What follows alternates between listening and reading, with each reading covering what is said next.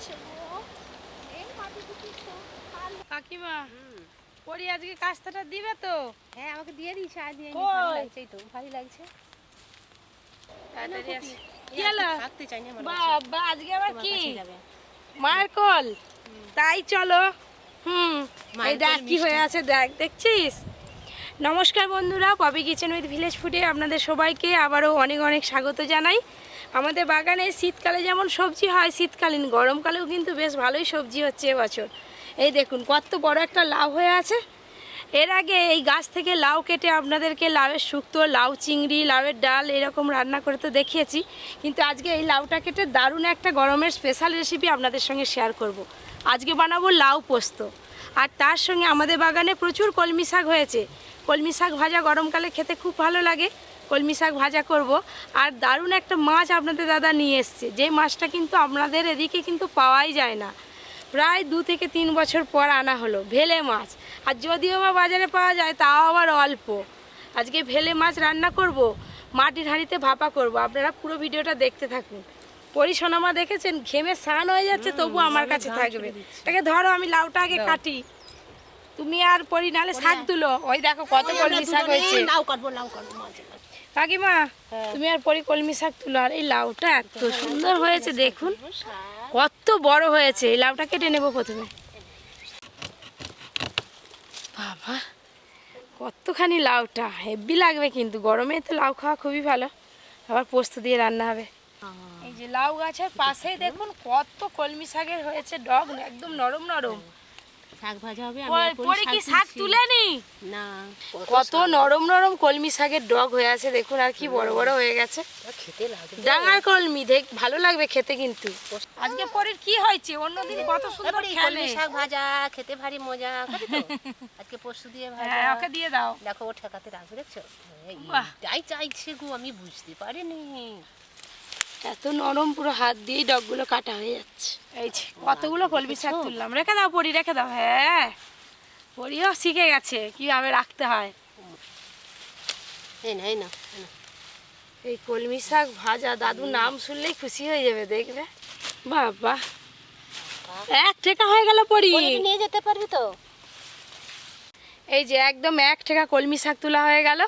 এগুলো হলে হয়ে যাবে। চলো রান্নাঘরে গিয়ে এখনো কাটাকাটি করতে হবে, মাছ বাছতে হবে। পরি শাক ভাজবি তো? দাদু আগে আগে চলে এসছো। হ্যাঁ, তোর হাতে কি? দেখো দেখি কি। ওরে বাবা, দেখো, হ্যাঁ দেখেছো? হ্যাঁ রে। ওটা কোথা ছিল? আমাদের গাছে হয়েছিল। হ্যাঁ, এই তো সাদের লাউ। হ্যাঁ হ্যাঁ, আজকে কি হবে?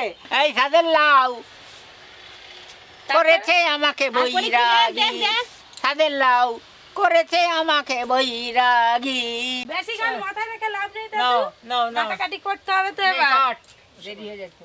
এই যে লাউ, কলমি শাক। পরি শাক নিয়ে যা, ভাজা করবি। আর আজকে শাক গোটা গোটা ভাজা কর। বাবা আজকে আবার পরি শাক বাছা ছেড়ে উনানের কাছে চলে গেছে। হ্যাঁ, এটা ধরো কাকিমা। কড়াটা গরম হয়ে গেছে গো, দেখো না।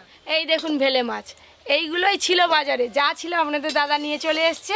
এই ভেলে মাছ আপনাদের কার কার খেতে ভালো লাগে অবশ্যই কমেন্ট করে জানাবেন। বিভিন্ন সাইজের আছে, এই দেখুন ভেলে মাছ, ছোট বড় মাঝারি। এই ভেলে মাছটা মানে সব থেকে বড়। এই যে একদম গোটা গোটা থাকবে, মাটির হাঁড়িতে ভাপা করব। এই যে এই দেখুন বন্ধুরা, শাক বেচে রেখে দিয়েছে, আবার সে আবার রান্না করবে, দেখো না তো কি হচ্ছে। সে বাজবে আবার, দেখো না। হয় কোথায় যাবি নিয়ে? আরে লাউটা হেভি আছে। কাকিমা ডুমো ডুমো করে কাটবে। এরকমই লাউরে তো পোস্ত খেতে ভাগান করে ফিরের দিকে লক্ষ্য।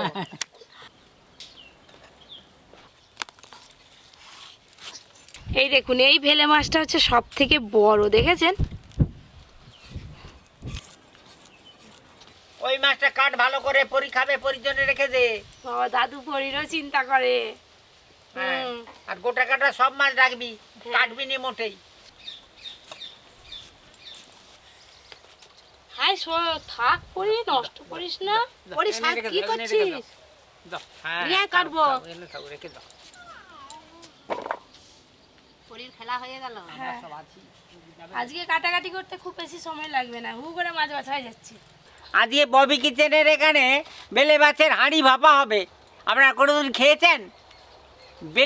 বেলে মাছ বলে যে জিনিসটা, তাও কি আপনারা জানেন?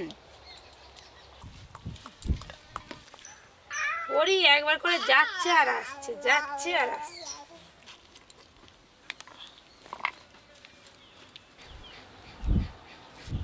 বাবা, লাউ তো এক থালা হয়ে গেল গো। হ্যাঁ, এইগুলো হলেই হয়ে যাবে। হুম।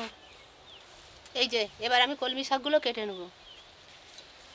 পরি থাম, কি করছিস? তোমার রুমটা খুলে ক্লিপটা নিবে, দেখো না। ক্লিপ নিবে।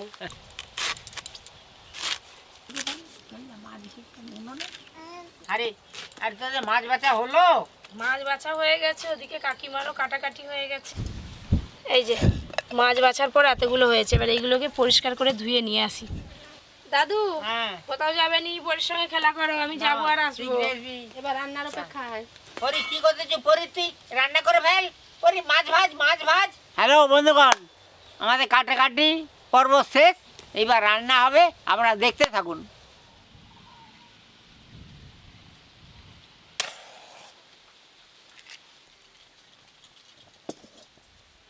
অন্যান্য দিনের মতো আজকে কিন্তু প্রথমে মাছ ভাজা করব না, প্রথমে কলমি শাক ভাজা করব। এই যে মশলা বাটার জন্য আমি এইখানে আদা জিরে শুকনো লঙ্কা নিচ্ছি, বেটে নেব। আদা জিরে শুকনো লঙ্কা একসঙ্গে সব বেটে নেব। হ্যালো বন্ধুগণ, আমাদের রান্না বান্না শুরু হয়ে গেল। হ্যাঁ, আপনারা সব দেখতে থাকুন, পালাবেন নি, পালালেই অসুবিধা, দেখতে আর পাবেন নি। কলমি শাক ভাজার জন্য প্রথমেই একটা শুকনো লঙ্কা ফোড়নে দেব, পেঁয়াজ কুচি,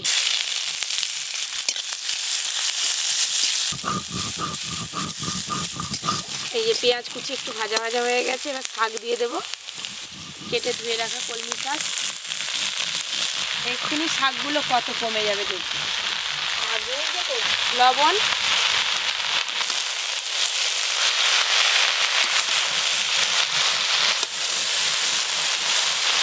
শাক যে কোড়া থেকে ভর্তি হয়ে পড়ে যাচ্ছে রে। তবে এটা কি, আর একটু পরে একবার করে দেবো। হ্যাঁ,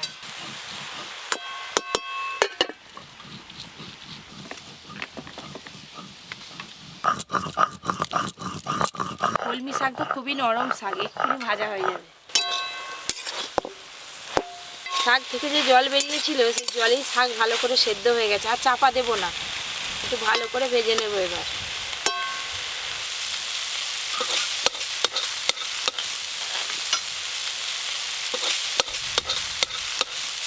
শাক কিন্তু খুব ভালো করে সেদ্ধ হয়ে গেছে, এবার মাঝখানটা ফাঁকা করে একটু তেল দিয়ে দেবো, সর্ষের তেল, পোস্ত, সব কিছু একসঙ্গে ভালো করে মিশিয়ে দেবো। তোর যে শাক ভাজা মিনিশেই হয়ে গেল রে। আবার শাক ভাজা করতে কতক্ষণ লাগে দাদু? তাড়াতাড়ি করে। আজকে তিনটে রান্নায় তাড়াতাড়ি হয়ে যাবে। এরপরে কি লাউটা করবি তো? হ্যাঁ, লাউ পোস্তর জন্য পোস্ত বেটে নেবো। প্রস্তুতটা একটু প্লেন করে বাটবে। হ্যাঁ,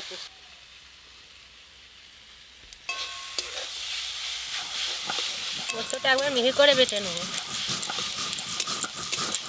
এই গরমে কলমি শাক আর পুঁই শাক খেতে ভালো লাগে। আর তোদের বাগানে এই হয়েছে বলে তাড়াতাড়ি রান্না করতে পারতেছু, তাহলে এখনো শাক ফাক বাজারে উঠেনি। না, কলমি শাক পাওয়া যায়, অনেক আগে থেকে লাগিয়েছিলাম তো, ওই করে এখন খাওয়া যায়। পেঁয়াজ পোস্ত দিয়ে কলমি শাক ভাজা তো হয়ে গেল, এবার ঢেলে নেব।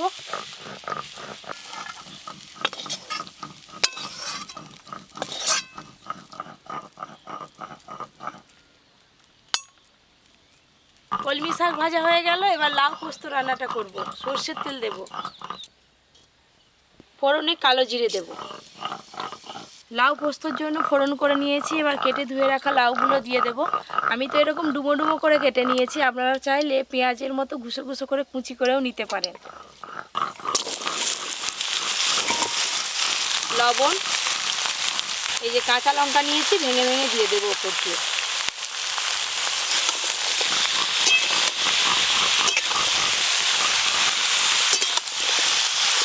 এই যে লবণ দিয়ে লাউটা নাড়ছি, এবার লাউ থেকে কিন্তু জল বেরোবে, আর ওই জলে লাউ সেদ্ধ হয়ে যাবে। চাপা দিয়ে দেবো।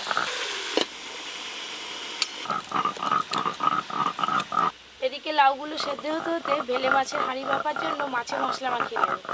কেটে ধুয়ে রাখা বেলে মাছ, পেঁয়াজ কুচি, আদা জিরে শুকনো লঙ্কা বাটা, হলুদ গুঁড়ো,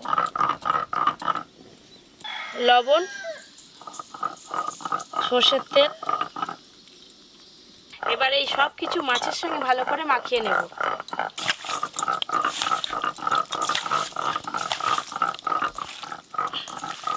এই দেখুন, এই যে মাছে মশলা মাখাচ্ছি এখনই যা সুন্দর লাগছে না, রান্নার পর দেখবেন কত সুন্দর হয়।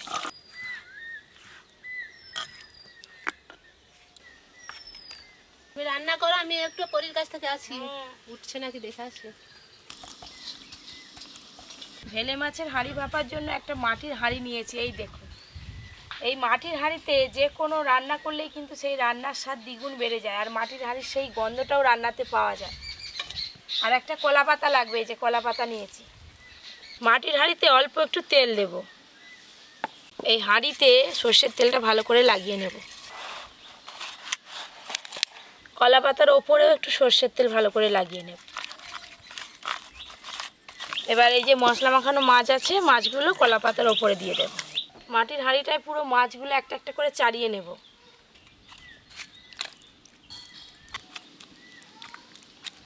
এই যে টমেটো স্লাইস করে কেটে নিয়েছি, ওপর দিয়ে এইভাবে বসিয়ে দেব। খেতেও ভালো লাগবে আর দেখতেও ভালো লাগবে। চেরা কাঁচা লঙ্কা নিয়েছি, ওপর দিয়ে বসিয়ে দেবো এইভাবে। ওপর দিয়ে আর একটু সর্ষের তেল দিয়ে দেব, চাপা দিয়ে রেখে দেব। বেশ খানিকক্ষণ তো লাউ সেদ্ধর জন্য চাপা দেওয়া আছে, চাপা খুলে দেখি সেদ্ধ হলো কিনা।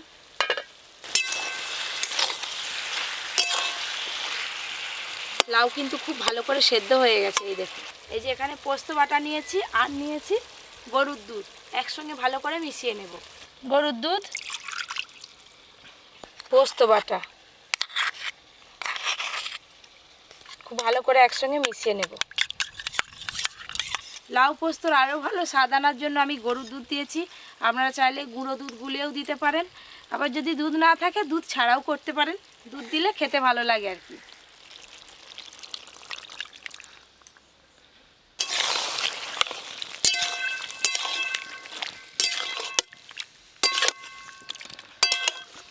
হ্যালো বন্ধুগণ, কবি যে এইটা রান্না করতেছে, এইটা গরমের একেবারে মক্ষম রেসিপি। এইটা খুব ভালো লাগে। এইটা দিয়ে তো এক থালা ভাত খাওয়া এইটা দিয়ে তো এক থালা ভাত খাওয়া হয়ে যাবে। হ্যাঁ, আমাকে খুব ভালো লাগে। এই যে সব কিছু ভালো করে একটু ফুটিয়ে নিয়েছি, একদম মাখো মাখো হয়েছে। এই দেখুন, এবার একটু চিনি দিয়ে দেব। চিনি, আজকে লাউ পোস্ত রান্নাটা হয়ে গেলে এবার ঢেলে নেব।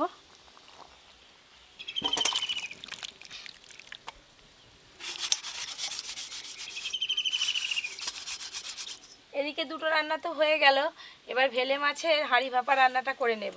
যে আঁচ আছে ওই আঁচেই রান্না হয়ে যাবে।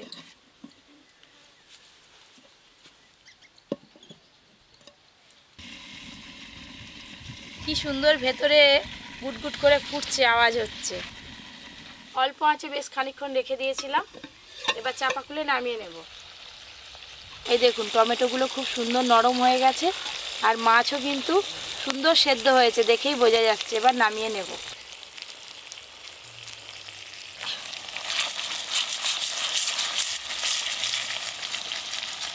হাঁড়ি বাবার দুর্দান্ত গন্ধ উঠেছে রে। হ্যাঁ, চাপা খুলিনি, চাপা দিয়ে রাখ, তাহলে ঠান্ডা হয়ে যাবে। খাওয়ার সময় গরম গরম থাকবে। হ্যাঁ। চাপা দিয়ে দিই, দিয়ে দিকটা গুছিয়ে ফেলি। হ্যালো বন্ধুগণ, আমরা সব খেতে বসে গেছি। আর এদিকে আমি পরীকে নিয়ে চলে এসেছি খেতে। বাবা, এখন কলা পাতায় পরীকেও ভাত দিতে হয়। পেঁয়াজ পোস্ত দিয়ে কলমি শাক ভাজা,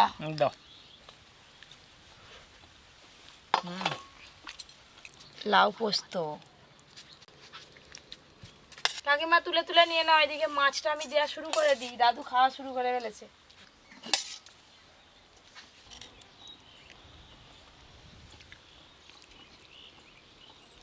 ওই লাউ পোস্ত, ওই লাউ পোস্ত এই সময়টা খেতে খুবই ভালো লাগে। যারা যারা খাবেন দেখবেন একবারে একবারে ভলিয়ান হয়ে যাবে। এই যে কলমি শাক ভাজা, এই শাক ভাজা দিয়েই তো অর্ধেক ভাত আমার খাওয়া হয়ে গেল। এত ভালো লাগে কলমি শাক খেতে। বেলে মাছের হাঁড়ি ভাপা, হ্যাঁ এই মাছ খেতে খুবই ভালো লাগে।